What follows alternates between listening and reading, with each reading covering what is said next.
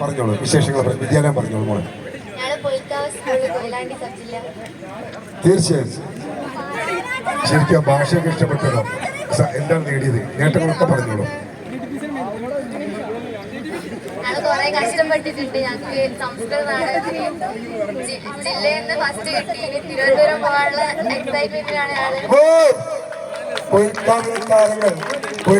താരങ്ങൾ സംസ്കൃത നാടകത്തിൽ തിരുവനന്തപുരത്തെ പോകുന്നു. ഓരോരുത്തരുടെ പേര് പറഞ്ഞ് പരിചയപ്പെടുത്താം. പേര്, സ്ഥലം കൂടി പറഞ്ഞു കേട്ടോ.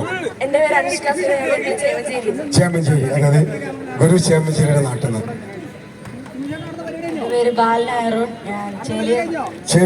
പ്രോപ്പർ ചേമഞ്ചേരി ഗുരുവിന്റെ സ്ഥലത്ത് നിന്ന്.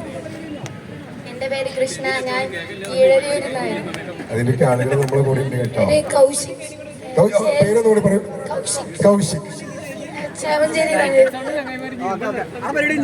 എന്റെ പേര് ചിന്മയി, ഞാൻ കരപ്പോയി പൊൽക്കാവ്. എന്റെ പേര് ലിബാജിത്, ഞാൻ പൊൽക്കാവ്.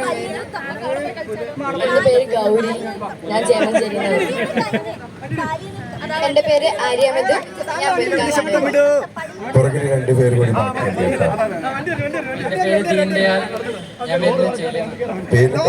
ദീൻ ദയാൽ.